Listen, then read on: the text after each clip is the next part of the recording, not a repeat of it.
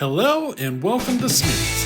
I am a wood cutting fanatic who loves to run a chainsaw. I run alcohol chainsaws, ported chainsaws, I race chainsaws, and I even run the occasional vintage. Now remember, I cannot do this without you. You're everything to the channel, so please remember, subscribe, give that thumbs up, leave that comment. Today, we are going to have a lot of fun. So, how you doing? Hey, today, we're running the Husqvarna 55 that we are sending down to Bodie's contest. If you haven't heard about it, he is on YouTube. He's called the Novice Lumberjack. And we're sending a saw down. He's having a little contest over these chassis of a saw. And this is going to be my entry. I think she's running pretty good. So I ran into some issues. I've been troubleshooting it. Since the last time you've seen a video on it, I've actually made like 4 different test sessions, figuring some things out, and I can tell you, I had a timing issue. I advanced the timing too far, and today I'm trying out this timing adjustment, which I think it's going to work. I backed it out almost back to the factory setting. I mean, I'm still advanced a little, but not much. So a lot less than what I was, because it took me like 4 adjustments just to get to this point. And I think we got her. I think we're going to get her on this one. Just because it's not, that much advanced, really. But anyway, here we go. We're going to run it. The chain is still hungry, but I did sharpen it. I sharpened it like 3 or 4 times to get the rakers tamed down some. I got tired of sitting there behind the grinder, so I threw it on. It's at a point now where the chatter should go away. It's just going to be super hungry. So she's gonna, you're probably gonna be able to tell. She's a hungry chain for certain. And we're probably gonna do another video with me buying the steel 23 RS chain and running on that saw. So we have better idea, because Bodie's gonna be running the steel 23 RS chain whenever he does the test videos. So we'll do that, see how she runs on that, and yeah. We may even do a future video comparing it to the 50 with the Partner 5000 video. So we'll see. We'll see how things progress, but I think today we might hit our final result. I'm that close. So, hey, check it out.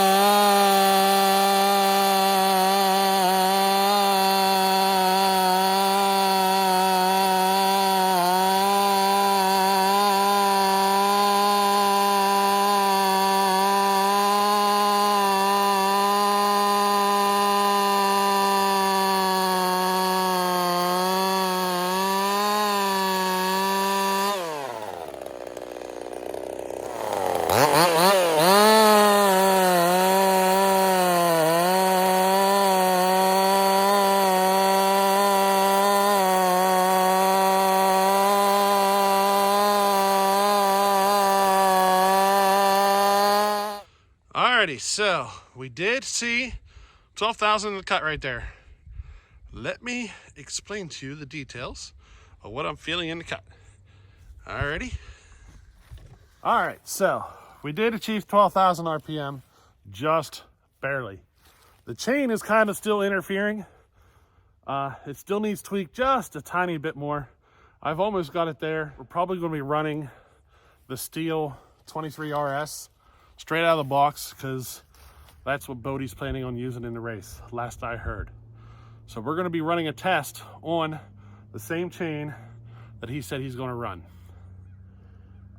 We'll see how she performs. She's still a little hungry, as you can see. She still wants to grab a bit, a little hard to control. And it's kind of screwing with the tachometer, trying to get a good reading with it. I'm pretty confident we're 12,000 RPM.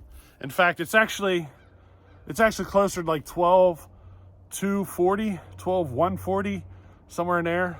But it is dropping down to like 11.6, 11.7, so forth. You know, just kind of depends on what's going on.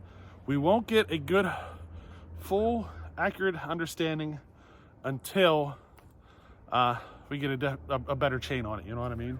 She's still just a little hungry. I've sharpened it 3 times since the last time you saw it, taming the chain down. And it's still sitting at about a 30,000th raker. And the tooth is still just wanting, you know, to grab it a little too much. So originally I told you it's sitting at about a 35,000th raker. No, I was wrong. Try 45,000. That's what it was at before. So yeah, I had to sharpen the snot out of this thing.